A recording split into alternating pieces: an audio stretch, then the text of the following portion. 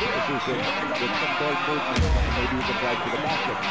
I will not rule out the possibility of them going to a three-point shooter if the guy is open or may sumaksak, sinalugan, baka may maligo. Sinabi yung three-point shooting. Okay yan, not bad, huh? Especially here with Mr. having been free in this second half. So that's also another option. You can hit the ball game outright, right? Hindi ka na mapapagod. Ano, hindi yung nangyari niya. Because Saturday, hindi ka shot. Ito yung ito. Ang crucial one. Wala na kung tayo ng pagkakita na Mr. Go to the three-point territory.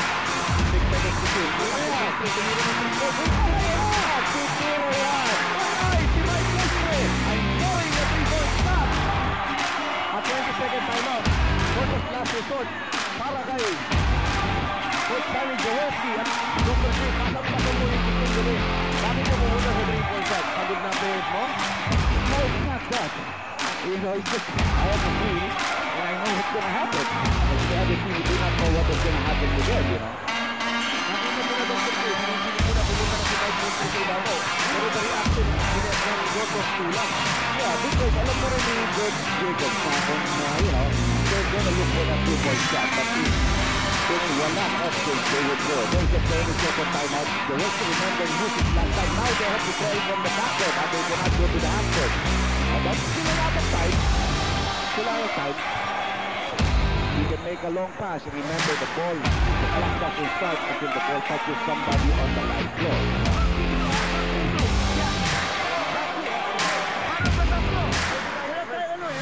The last time. Wala sa score sa Dr. Chris na kasi yung napilitan sa mag 20-second timeout. Ito, tumatakbo na si Ron Jacobs. Humingi na sa inyo. Because he's taking too much time with the 20-second timeout lang. True. But it's happening to all clubs. It's part of the season. I think you must be a little bit more than yeah, they should just solve it. Blow the whistle. Yeah, they're running on the road. It's gonna be a long time. Okay. Layo pa ito. Di na to ni Valdavid. Yes! Valdavid! Oh no! Oh no! What a shot! Valdavid! That's basket!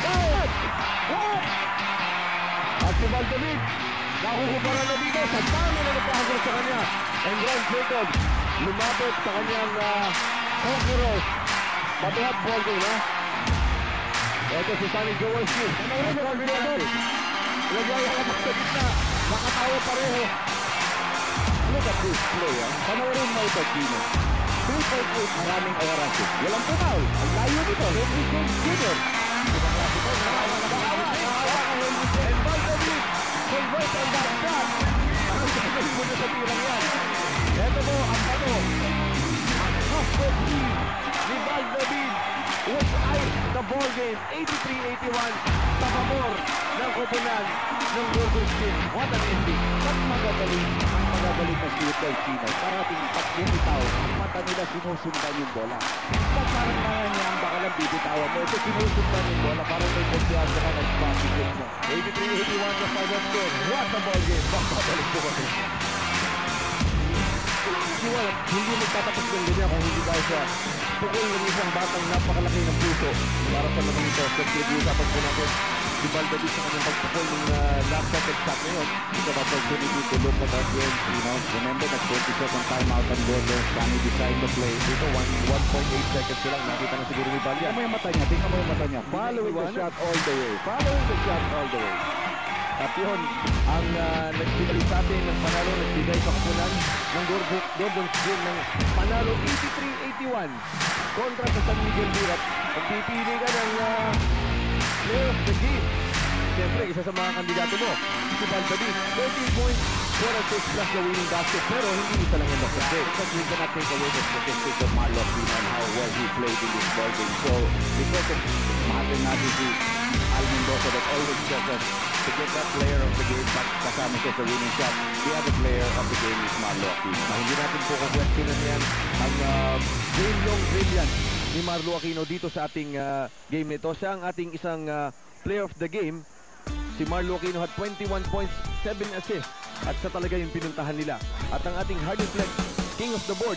Maganda rin ang nilaro nito. Kailangan bigyan din ng parangal ito. Well, he played very well in the first 3 quarters, pero nawala ng play offensively si Noli Locsin. But the rebounding for the night, it belongs to Noli Locsin. Yes, ito po ang ating hard deflect. King of the board, si King Noli. 10 defensive, 3 offensive rebounds. At paano mo naman hindi makikita yan as king of the board?